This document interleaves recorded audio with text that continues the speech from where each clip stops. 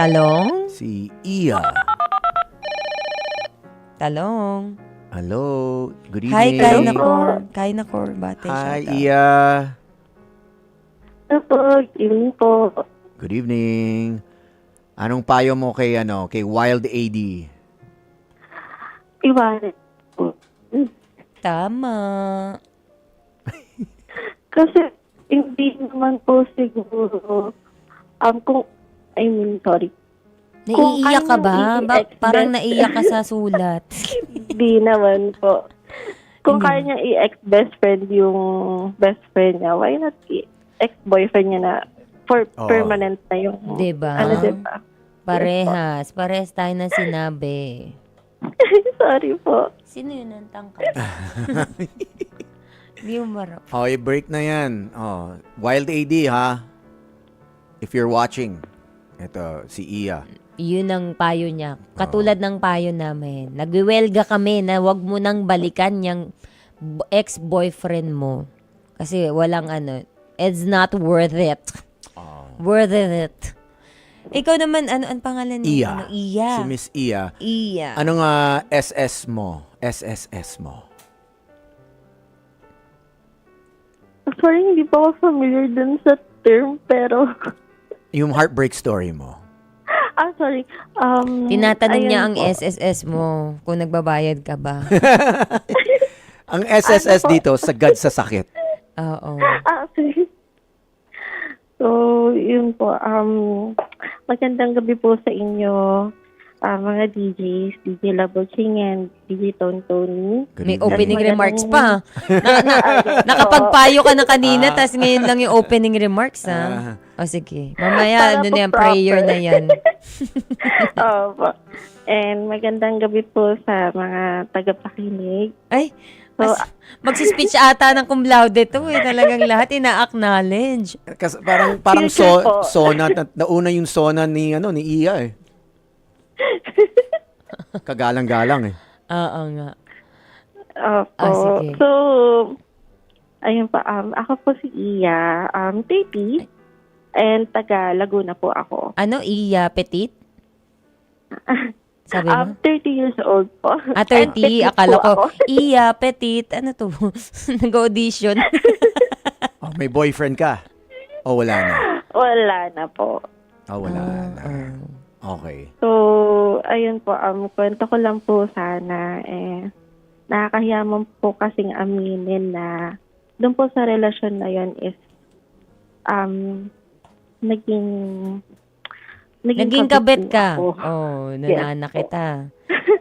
Naging kabit? So, yes. Bakit? Alam mo ba to from the Nakakahiya start man pa po. lang? Yes po. Kakahiya mo pong aminin. Sa anong dahilan kung Pero- bakit mo tinanggap yung ganun? Siguro masyado po akong out of curiosity dun sa guy, and at the same time, naging crush ko siya, and Sa trabaho ba to? and at the same, yes po. Ayun, Tama office. po. Office romance talaga eh. Mm-mm. Yes po, nakakayamon pong aminin. Ano siya? Senior mo? Boss mo? Senior ko po siya. Ayun talagang mga senior, talagang ano yan eh, no? Power trip eh, no? Si Boss Alvin ha, ingat. Boss Alvin. Boss Alvin. Number 1 si Boss Alvin, Si Boss palauts Raul. yan eh. Ayoko na magsabi kung sino yung mga palauts. Matanggal ako. Okay, so nakakilala na senior siya at Yes po. ano siya, parang head ng department mo. Hindi po, pero isa po siya sa trusted na senior Okay. Okay. department namin. Sakto lang po kasi nagbago ako, and nag-room po ako sa department, Okay. and yun po. So paano Siya nagsimula? po yung, Huwag din simula, matagal yun eh. Okay, sige. Gaano kayo nagtagal na Oo. ganun ang sitwasyon nyo? so nag-start po kami ng, Ay. siguro, Gaano katagal? Umpisahan mo pa rin talaga. Gusto mo pa rin magkwento, ha? ano po, naging magkarelasyon po kami for almost 2 years po. Two Tagal, years? ha? 2? Tagal yan. Opo. 2 Tagal years, din. oo, matagal-tagal yun. Oo. Nakadalawang Pasko. Sinabi niya parang ba sa umpisa na may asawa siya? Yes. Ano po, live-in. Live-in po sila nung girlfriend. may anak. Sakto po. Sakto lang? Bakit tiyanak ba to? Ano po, first baby po nila yun. May baby na sila. Ah. Oo, okay. Opo. So, ano nangyari? Nagtagal kayo ng 2 years. Smooth naman. Okay lang. Hanggang sa? Nung sa po, opo. For a month. And then, after po nun, nag-start na siyang, nag-start na po siyang magkaroon ng, nalilink na po siya sa iba't ibang mga tao sa office. And hindi lang po sa office, sa ibang department din. Bukod dun sa Bukod pa sa'yo. So, mahilig talaga. Oh Mahilig. my gosh. Mahilig to. So, 2 years lang Opo. pala ang kontrata nyo, endo ka na. Yun pala Actually po yun. parang 1 year nga lang po siya 1 year sa akin. pero And then, nilaban mo na lang yung extra pang 1 year. Opo. Nagbulag-bulagan ka na lang, kumbaga. Yes po, opo, sobrang, pwede ba ako magsalita po dito ng ENDA? Pwede mo nga siyang sabihin. Sobra sa kanya. Pwede mo nga sabihin yung pangalan niya dito eh. Wala naman kami sinabing bawal sabihin eh. Huwag yung full name. Baka makasuhan tayo ng cyber. Hindi naman tayo yung makakasuhan. Sasabihin mo lang yung pangalan niya. Shout out mo na lang. Bakit ka na... Shit, sabihin niya, kakasuhan ko kayo. Bakit ano sinabi mo? Shout out. Ganun. Shout. So, masyado po kasi akong, masyado po siyang mahal no, na nagtatanga-tangahan lang po kahit mo narinig ako. And then, ano naman po, hindi po kami exclusive sa work. So, Sinabi niya yun, ha? Sinabi niya hindi kayo exclusive. Actually, hindi po namin pinaalam kasi I think to protect me also kasi since partner lang po kami. Alam mo naman may girlfriend naman siya, di ba? So, Yes, paano magiging and exclusive na isa kang kabit, di ba? and at the same time, bago po kami totally, iniwan niya yung kalibin niya. Or hindi siya time na medyo immature pa ako pakinggan. Pero ano lang ako. Parang, anong okay, age mo? 28? 20? 29 po. At yun, na-meet mo siya 29 ikaw. So, siya mga mid-30s, late 30s na. Parang ganun po. Oh. And feeling ko ang ganda-ganda ko ng time. Pero no, mali. Sobrang mali. Then, yun po. Bukod po sa time na noong time po kasi na yun, bago siya makipaghiwalay dun sa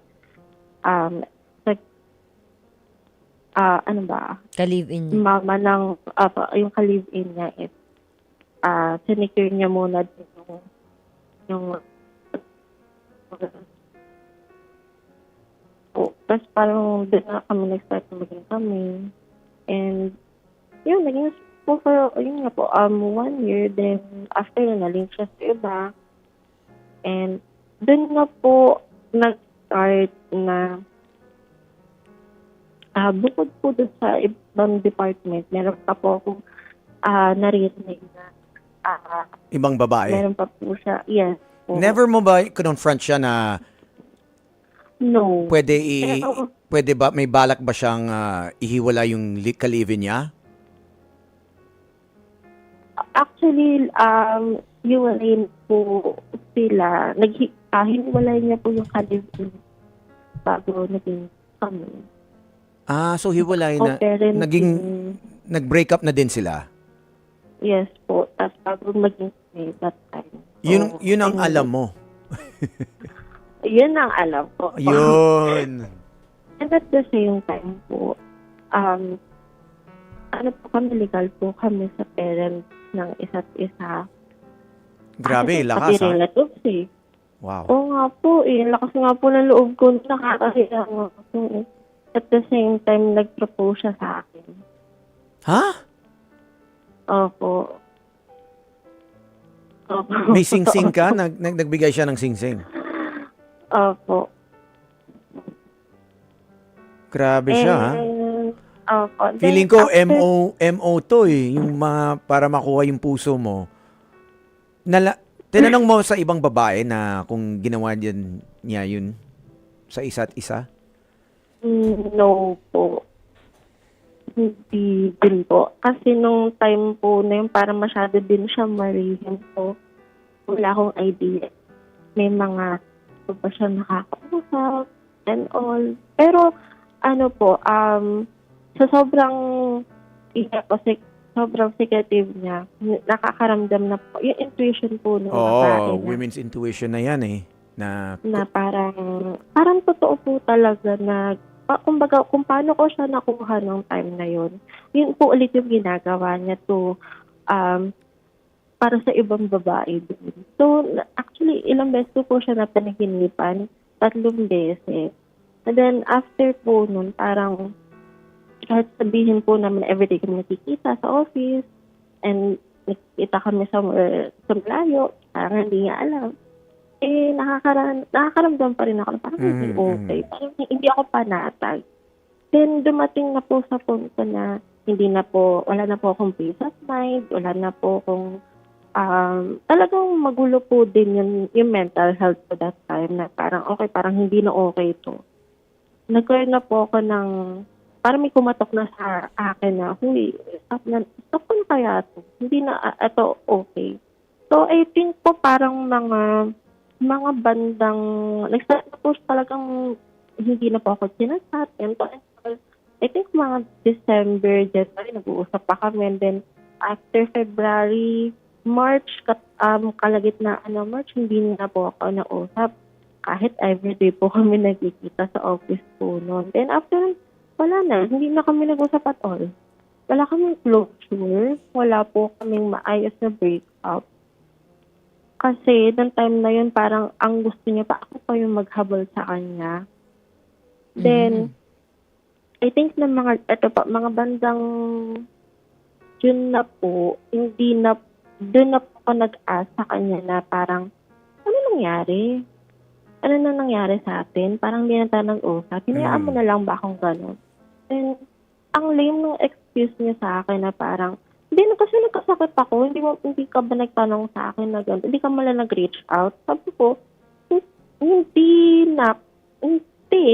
naman ako aware. Pero most of the time, ikaw yung nag-sin sa atin. Parang pareho na kami na may pride na kami sa isa't isa, may ego na. Nung narinig ko yung excuse niya, napagtanto ko na, nga no. Bakit pa ako maghahabol? Diba? Like, okay, malay ko, ilan na kaming may sing-sing, diba? And then, Yung sing-sing nyo ba, Silverworks? hindi po. Ay, hindi ba? O Marcela? Oh. Wala po sa Nabanggi. Ay, saan? Saan nabili? Binalik mo? Baka yan yung mga sing-sing nyo sa mga chichirya. Binalik niya yung sing-sing. Binalik mo? Ba't mo binabalik? Kapag ako pag may presyo o gold, hindi ko babalik. Hello? Iya. Hello po. So, anong plano mo? Plano ko po ngayon, bukod po dun sa magka-work po kami, and ang nakakainis nga lang po nun is kailangan namin mag-work closely sa mga project. Grabe, ang hirap yan, ha? Katniel yan. Ang hirap. Yung Katniel nga, sobrang sikat nila. Tapos ginawa nilang magbuwagin yung love team nila. Ikaw pa kaya? Diba? Dinig nyo man yung Katniel. Kaya niyong buwagin yan. So, nagkikita kayo sa group meeting nyo, dead ma kayong dalawa? Opo. Grabe, ang hirap yan, ha? Wala kaming closure. Ang hirap po, sobra. Kaya nung time po na yun, parang may apektahan po yung work ko, ganito, and sobrang hirap sakit po sa akin. Kasi iyak po ako ng iyak nun eh. Then after po noon, I think 4 months na po kami hindi talaga nag-usap. Until now, parang pinaka-last na po siguro is nga po nagtanong po ako sa kanya. And then, bago ko po siya tanungin and mag-delete po ako ng mga pictures, bago ako mag-block ng mga nakapanaginip na naman po ulit ako. And talagang totoo siya. Wow. Kanina, Katniel ka, ngayon Joseph the Dreamer ka na, ate. Talagang ibang klase yung pagkakaano mo. to, manghula. Ikaw ang anointed one. Talagang po? pinapakita talaga sa'yo ng Diyos ang mga ang mga dapat mong Totoo gawin. po. Mga signs, di ba? So, ayun po, binalikan niya yung family niya. And, ayun po, Nagmamakaawa. nagmamakaawa na balikan. And nakakatawa po din, hindi siya pinili. And, Karma. ayun po. And then, ngayon po, nung nalaman na I'm good na po sa buhay ko. Actually, I'm taking up na po ulit second course po sa sobrang tindi ng heartbreak. Baka ito na escape ko from that trauma or coping mechanism ko po. So, yun po. Nung nakikita niya na I'm doing well na, nangipag-usap na ako, tumatawa na ulit ako. Then na po siya parang, after ng usapan sa work, parang, uy, kamusta ka na? So, yan na naman. Trauma na naman yan. Ayoko na. So, hindi mo na siya pinapansin ngayon. Wag. Hindi na po. So, Kasi, opo. ano bang nararamdaman mo na ngayon? Ano bang nararamdaman mo towards him? Ay, madiin yung him. Meron ka ba bang, meron ka ba sa kanyang pagnanasa or nagkikrave ka pa sa kanya? Ng pagmamahal niya, lambing niya? Soft spot pa rin po, pero at the same time, mas nararamdaman ko, nangingibabaw sa akin yung, okay, mali na to, tama na. Ayan. Maawa ka na sa sarili mo. Yes. So, ano naman pala, napanaginipan mo din naman pala yung ganyang pakiramdam. So, alam ko na alam mo na ang dapat mong gawin. Kailangan mo na lang siyang sundin. Kailangan mo na lang maging firm sa desisyon mo kasi nasa tamang daan ka. Sabi nga, 'di ba? Alien. Gayahin mo si Labuching. Ano yan? Matapang to eh. Hindi siya rin naman matapang siya kasi nga nagawa niya nga yun eh. Ang mapapayo na lang namin sa'yo, ipagpatuloy mo yan dahil tama yung ginagawa mo na wag mo na siyang pansinin. Hangga't maaari, hanapan mo yung mga pangit sa kanya, yung dati ginaganito ako, ginagawa ako ng ganito eh. Para hindi mo na talaga, ihuyo mo na siya. Ako ganun ako. Kapag tapos na ako sa lalaki, ihuhuyo ko siya. Tapos para makaganti ka, pag hinabol ka niya, magpahabol ka tapos hindi mo siya papansinin. Ganun. Actually po, nagpapapansin na naman siya. Yun. Bukod po dun sa work, ganito, ganan. Parang, actually, napapansin nga po ng mga, ng mga taga-office namin na, uy, parang papakit sa'yo si Ayan. Ayan na yun. Yan na yung mga signs. Wag na. Yan na yung mga signs na nanalo ka na. Mga kapatid, patuloy po kayong tumutok sa 105.9 True FM para sa totoong balita, impormasyon, music and entertainment. At mag-subscribe sa aming YouTube channel at podcast at sundan nyo kami sa Facebook, Instagram, X at TikTok sa True Network PH. Bisitahin ang aming website sa truefm.ph. Kami po ang 105.9 True FM. Laging true sa'yo, kapatid.